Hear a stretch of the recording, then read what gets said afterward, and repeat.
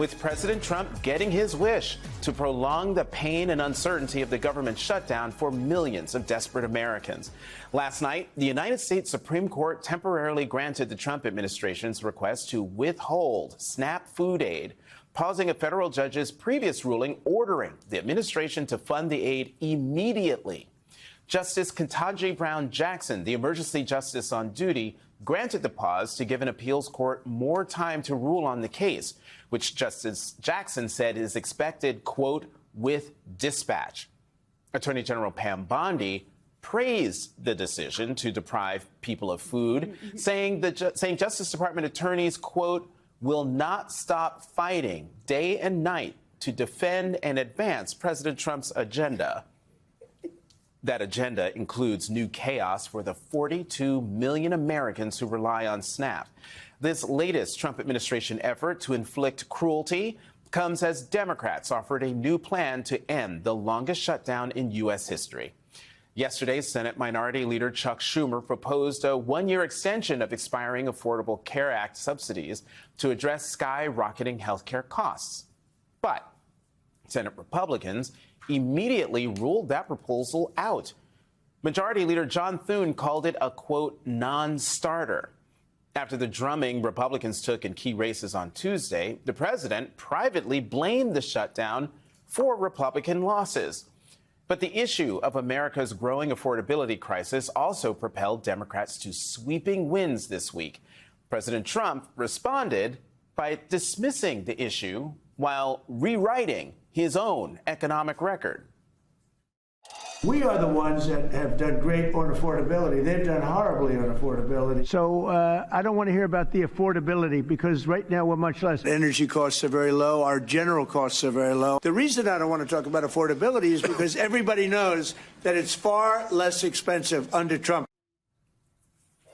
Joining us now, Molly Jong-Fast, MSNBC political analyst, contributing writer at the New York Times, and host of the Fast Politics podcast, and Kirsten Allen, a Democratic strategist and former White House senior advisor. Molly, Kirsten, welcome to the weekend.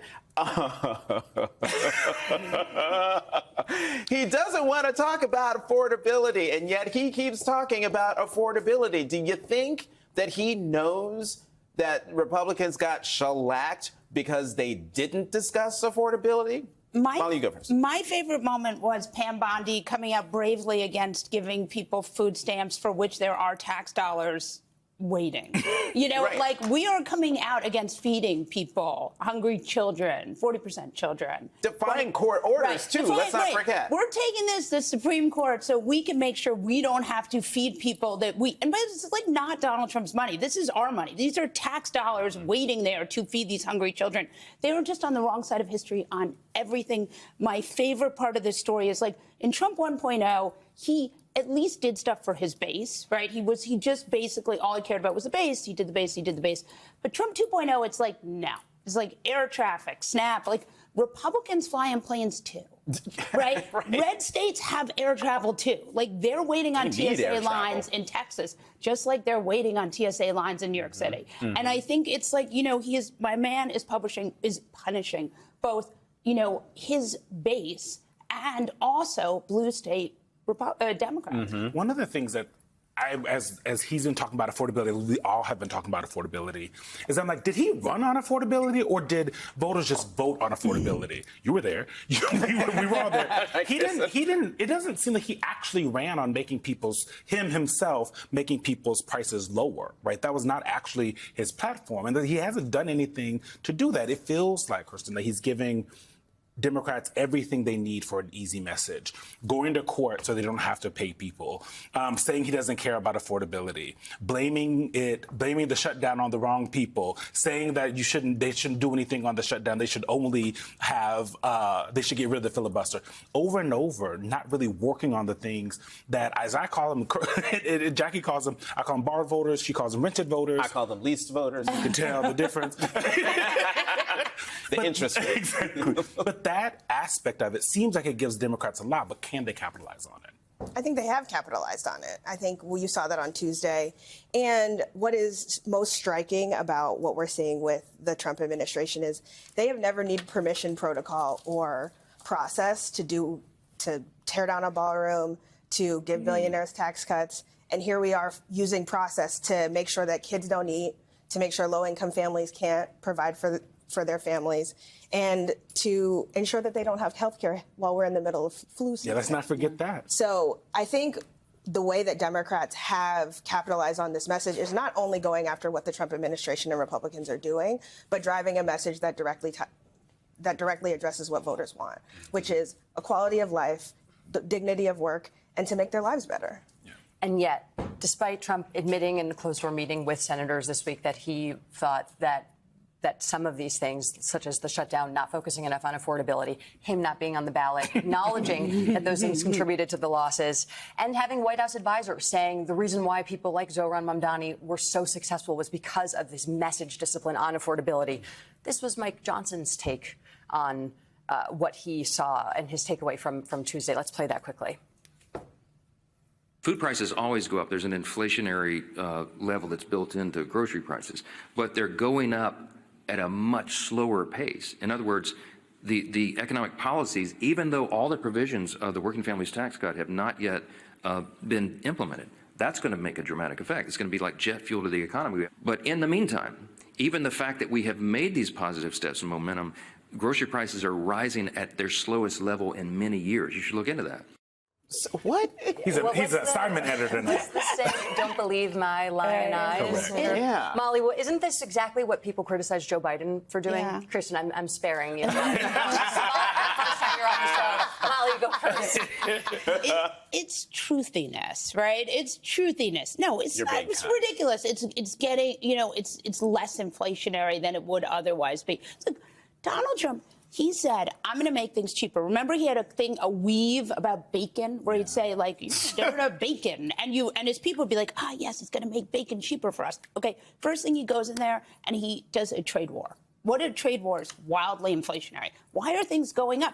Because there are tariffs on things you buy from China. 30%, 20%, 40%, whatever it feels like. In fact, this Supreme Court is hearing a tariff case right now. Mm-hmm. And so the fact that we're here should come as no surprise to anyone. Mike Johnson really was put in this job to serve at the pleasure of Donald J. Trump. He's a mini Trump. In fact, we've heard reporting that he said that Mike Johnson, Trump is basically the Speaker of the House. So Mike Johnson's job is to just defend anything Trump does.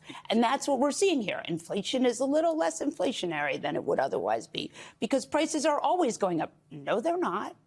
Can we talk? I want to talk more about the economic make-believe coming out of the Republican side of Washington. We just heard the Speaker of the House saying a lot of words about something that I don't even know. What is this? What did he call it? The working families tax cut? Yes. Whatever that is. Now, let's rebrand, baby. That's what it is. Rebrand From a the big, BBB, bad, ugly bill that's now the law. Here is the president of the United States talking about the Walmart Thanksgiving dinner. Wait, is this a sound? Oh no, it's a full screen. Let me read this to y'all when it goes up on the screen.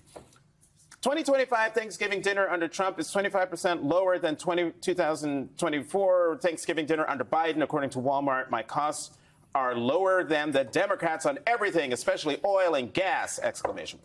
So the Democrats' affordability issue is, all caps, dead, all caps. Stop lying, 3 exclamation points. ABC News has a fact check. Please do. Trump appears to equate a Walmart Thanksgiving meal deal with an economic indicator. Here's a pull quote. When it comes to the Walmart promotion, this year's bundle includes fewer items, 15 compared to 21 last year, and a higher percentage of store brand items. That's now, great value, people. Great That's value. The fake Cinnamon Toast Crunch. No shade to great value. We love it. We love the fake This Cinnamon does Toast not Crunch. take into account the fact that some voters are not even going to be able to pay for Thanksgiving dinner. Not even going to be able to buy the turkey, whether it's the Butterball or the free-range mini turkey that they're getting in this discounted Walmart thing. I mean, Kirsten, how is it that President Biden got beat up on this very issue, trying to make people, the criticism of the Biden administration was, he's saying everything's great, but people don't feel it. And now here's the current president of the United States saying things are actually even better, but you just turn on the television and you can see with your own eyes, hear with your own ears that things aren't better.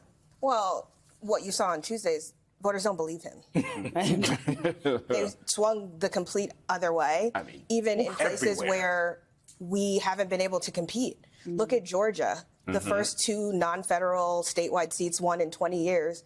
The backdrop of that was rising cost of power bills. And those Georgia seats were in the legislature. It wasn't like the utility board. The Georgia Public Service Commission, which I had never heard of until Tuesday, right? And so I think what you are seeing is that people are appreciating the Democrats' message discipline, but also that they're speaking to them with truth.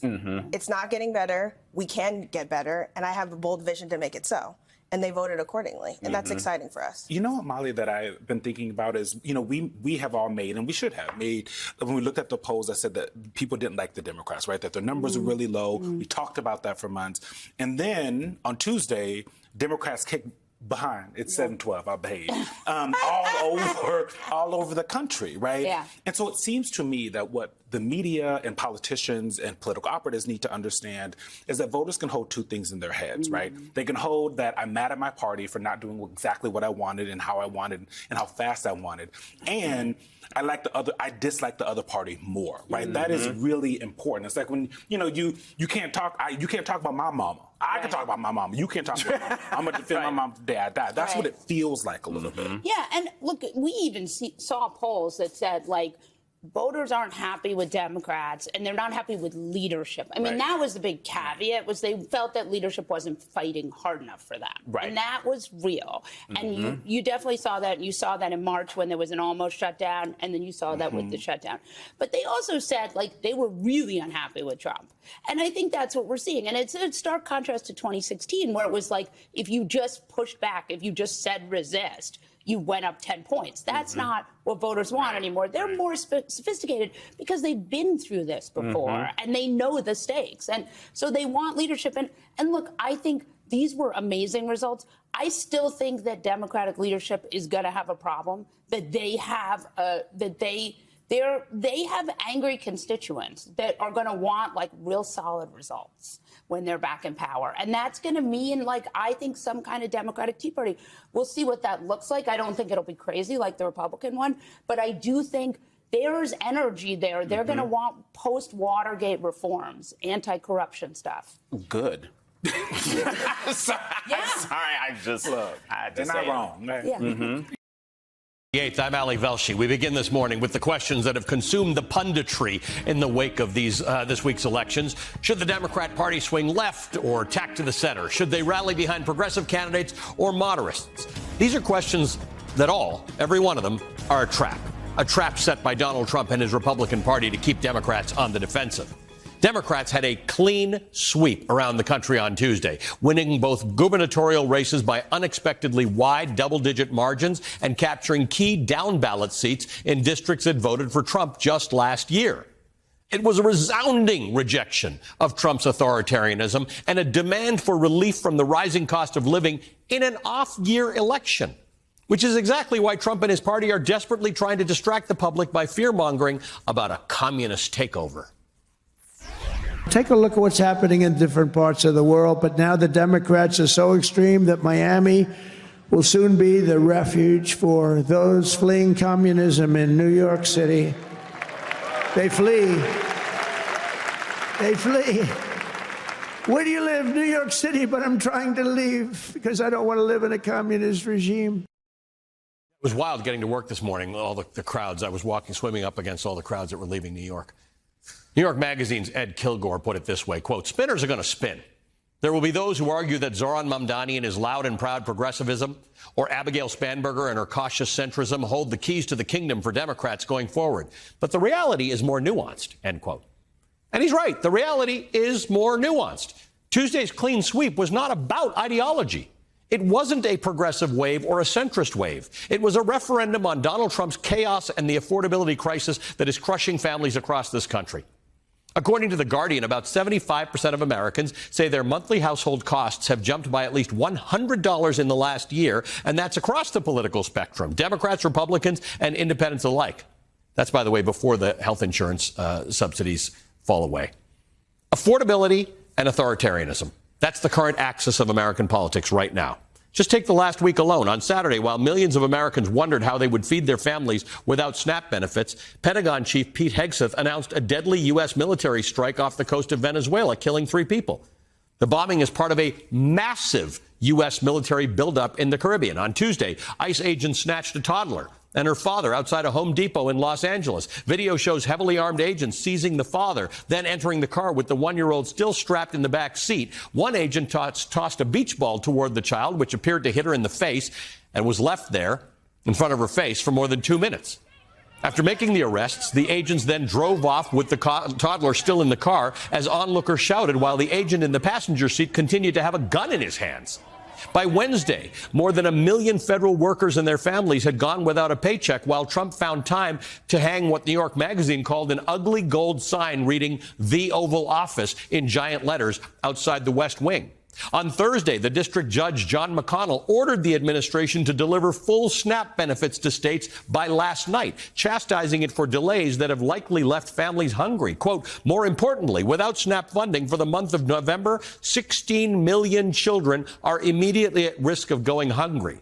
This should never happen in America. In fact, it's likely that SNAP recipients are hungry as we sit here. Not making payments to them for even another day is simply unacceptable, end quote.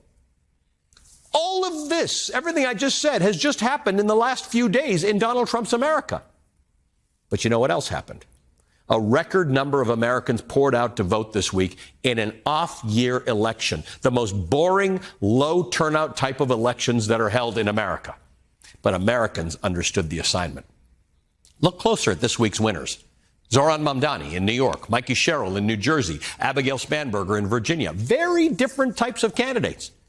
But according to Jen Rubin, Democrats would be wise to put the elections in context. Many races were cast as referenda on Trump and his agenda. Faced with the alternative of a corrupt opponent backed by Trump and other billionaires, liberals preferred a socialist. 2 moderate women with national security backgrounds won the governorship of 2 populous states. So which brand of the party dominated on Tuesday? End quote. The answer is all of the above.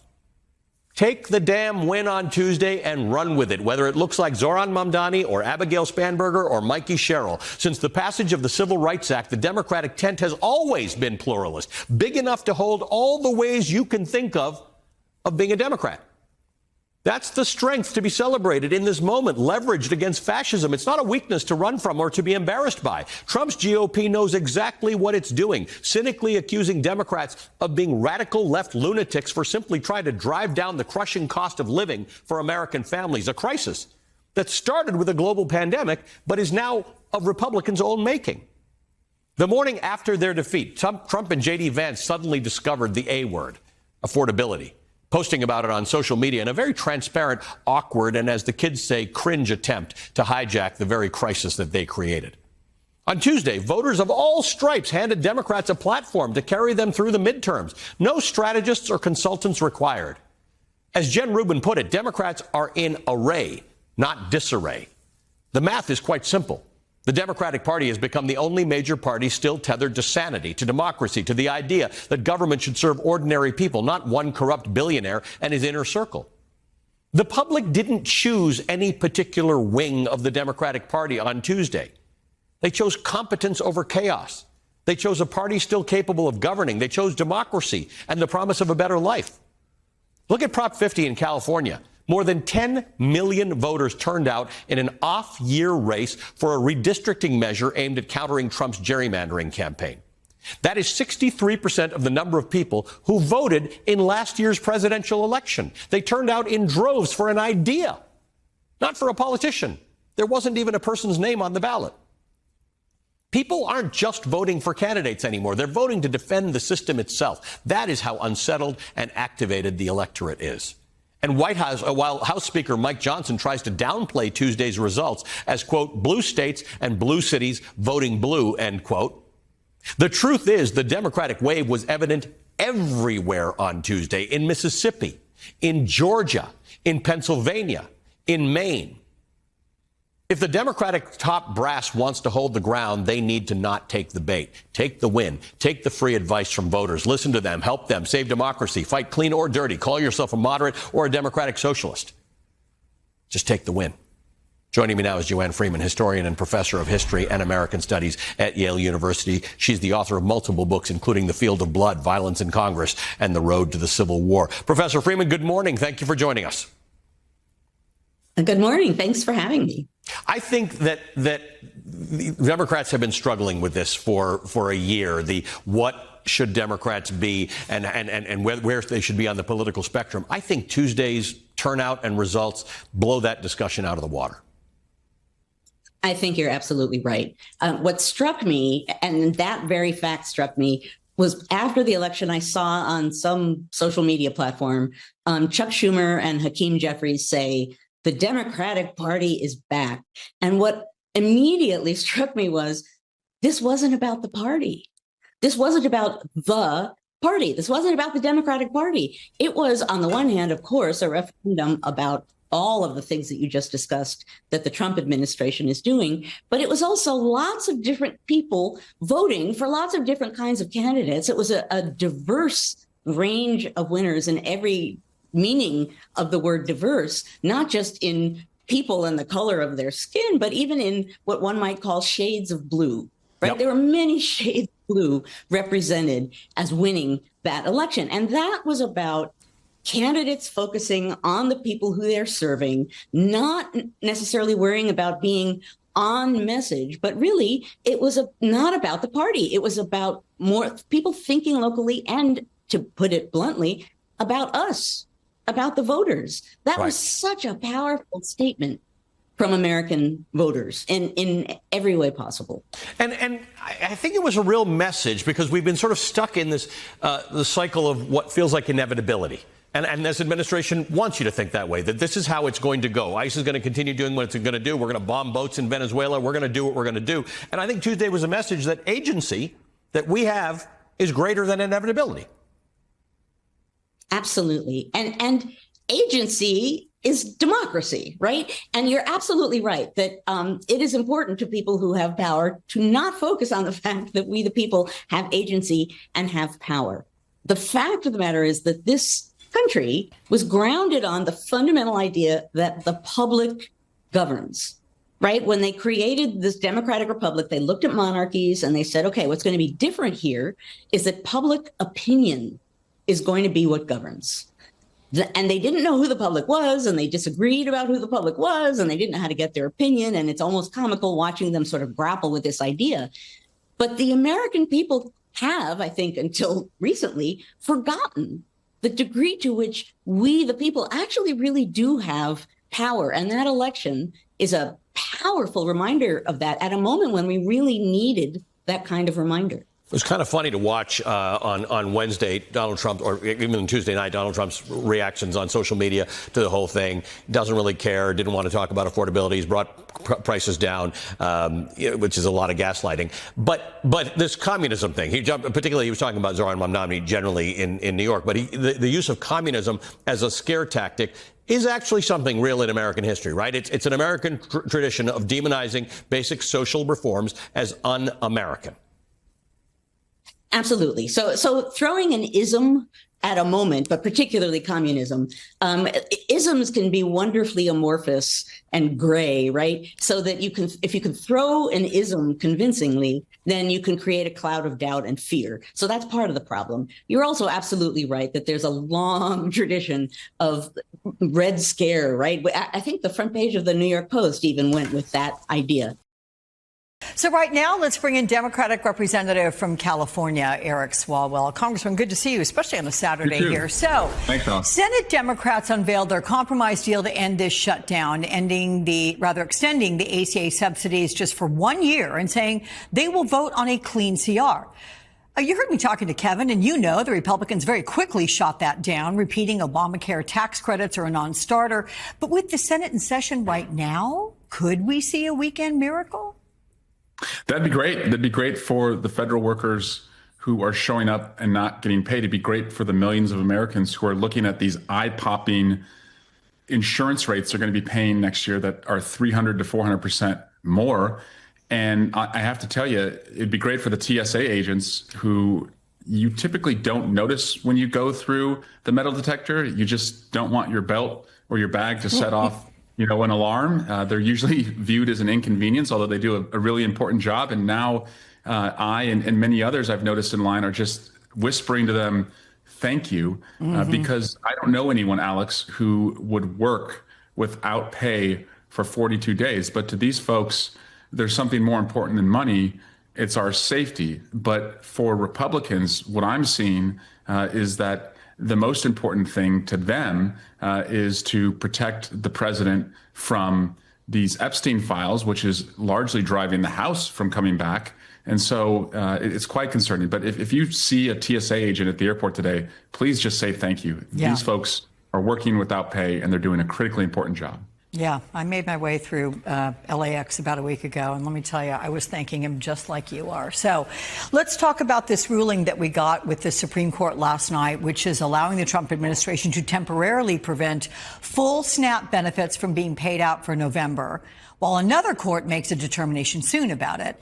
What do you tell your constituents, sir, who see a government shutdown from a deadlocked Congress, a Supreme Court preventing families from getting the immediate relief they need to buy food, and with the executive having ever-increasing power, making demands of Republicans who are in control of everything? The president has the power and the money to feed hungry Americans. But let's be honest here, Alex. It's easy for people with food to debate about helping people without food. But those people are going hungry now, every day, every night. And they're not waking up to breakfast, but what they're waking up to is a government that is shut down, largely because Republicans don't care if your insurance premiums go up 300%, but are really concerned about protecting Donald Trump from the Epstein files.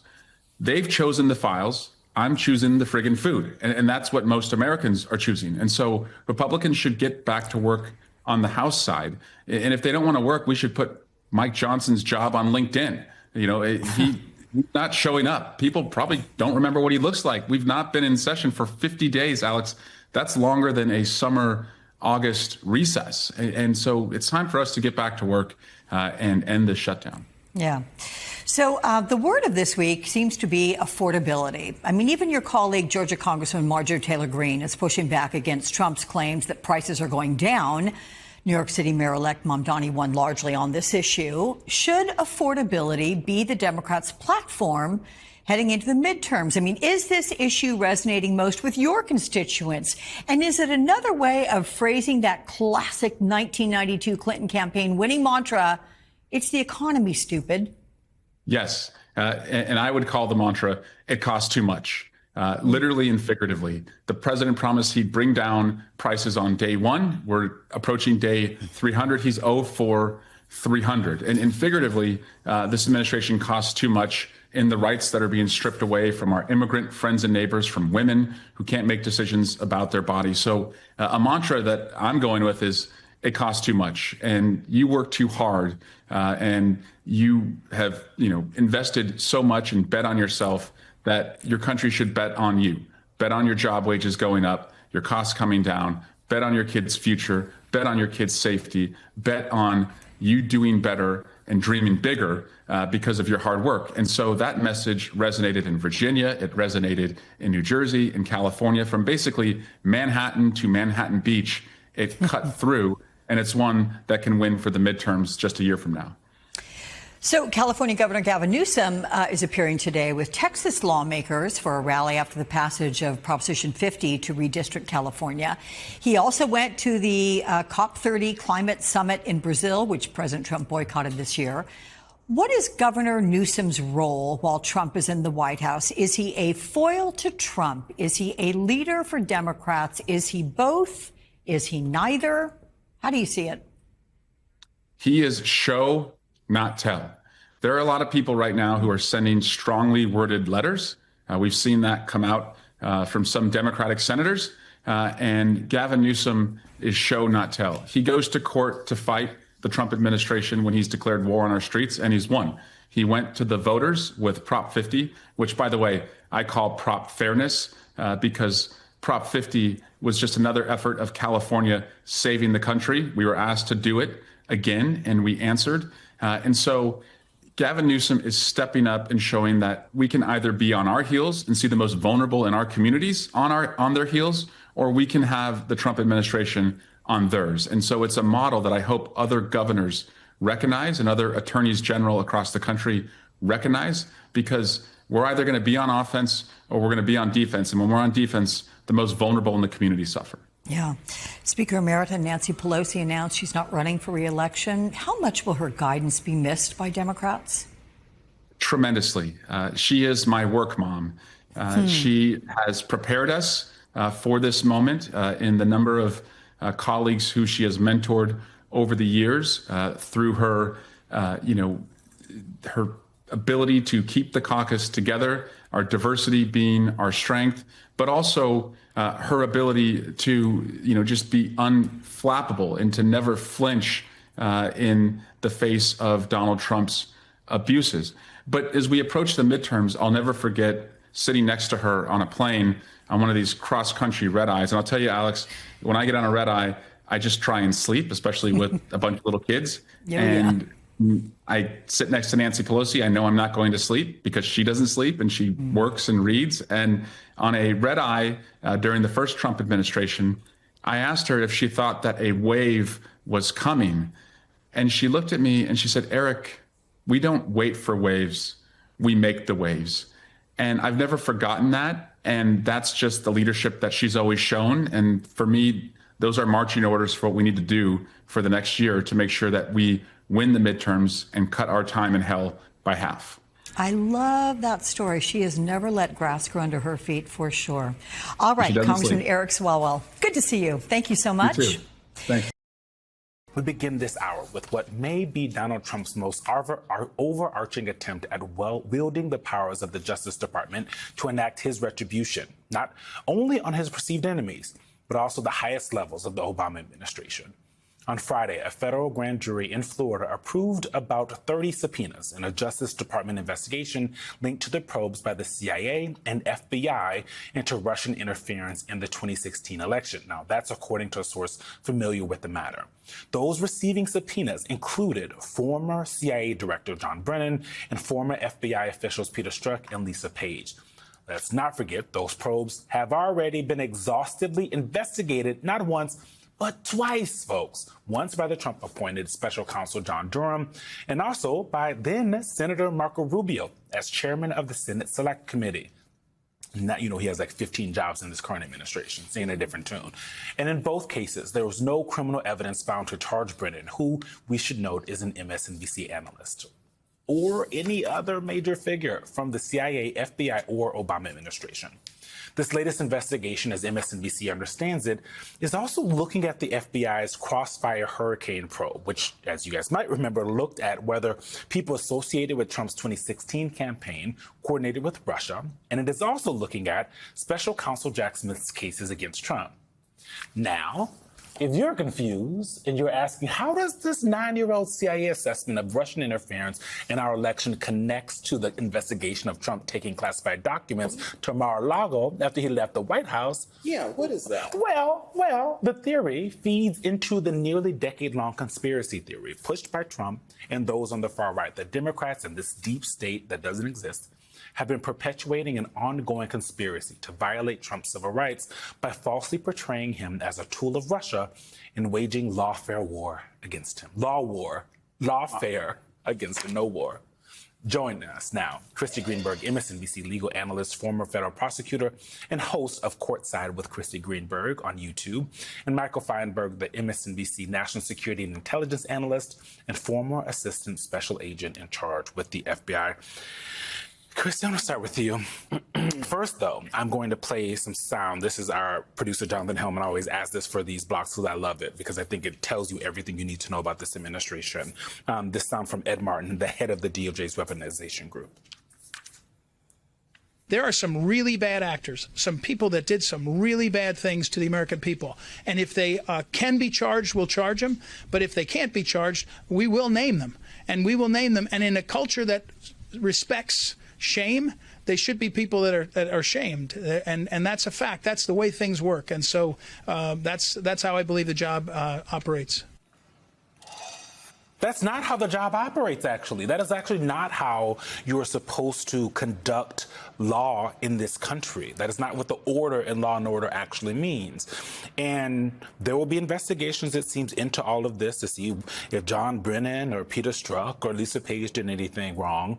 All the other investigations said they have not. There was nothing there. But talk about this, what Ed Martin's saying, being the undergirding of every single thing that this administration does when it comes to law and order in this country.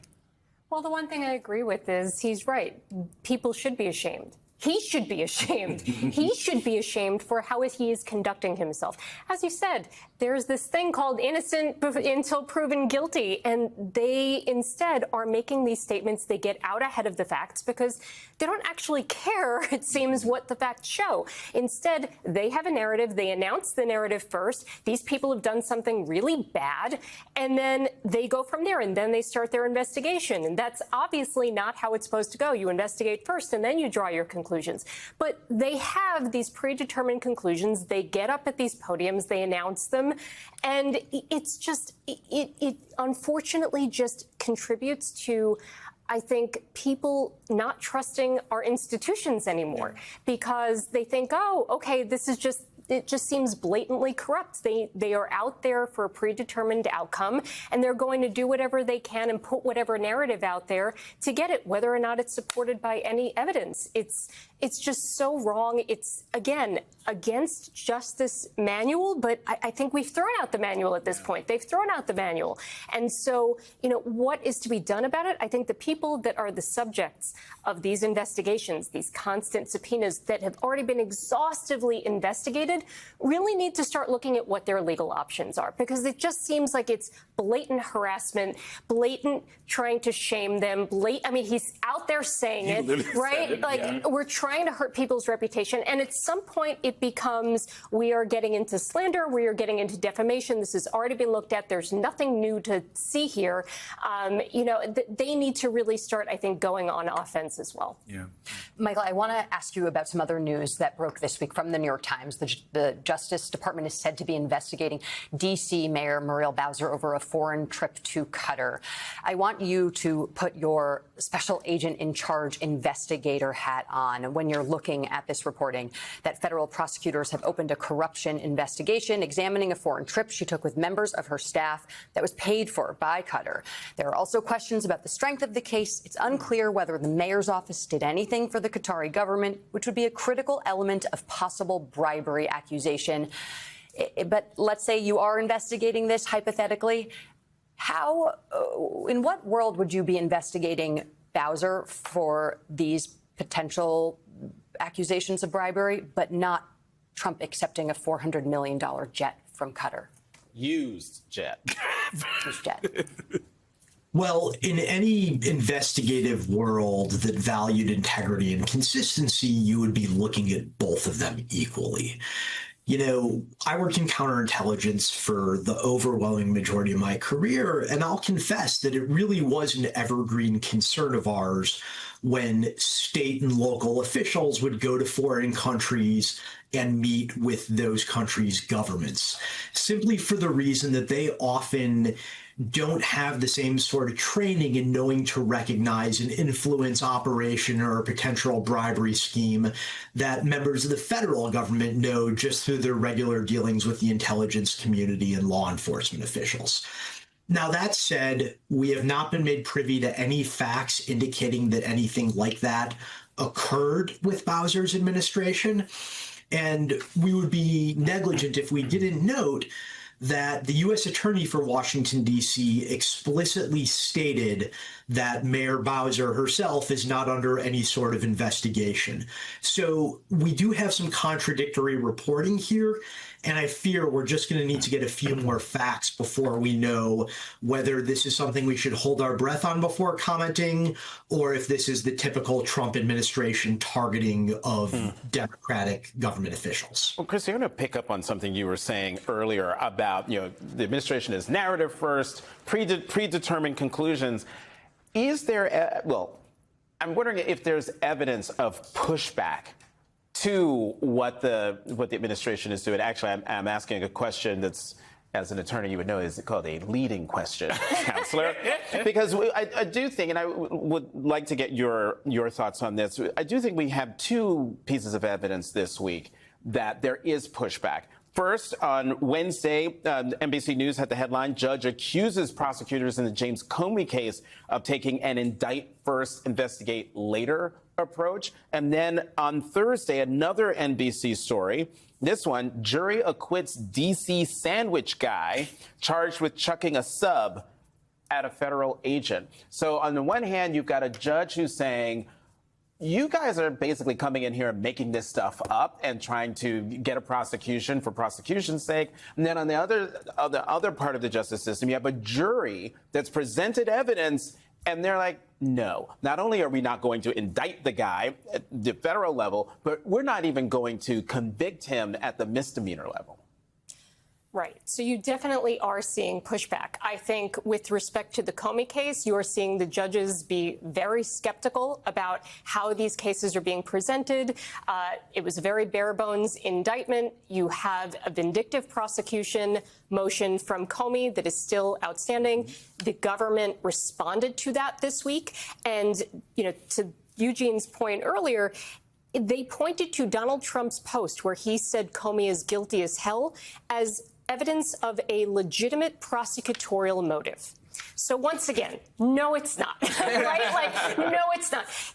The president, somebody's not guilty because the president says so. They're guilty because there is evidence that would suggest that you need to convict him.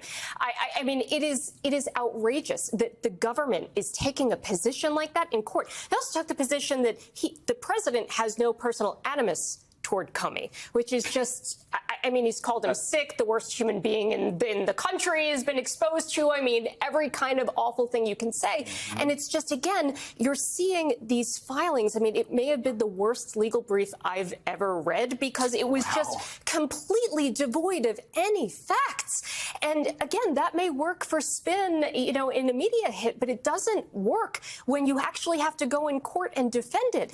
And so but it's still hard to meet the bar to actually have a case dismissed on the grounds of vindictive prosecution, right? I mean, do these posts meet the bar?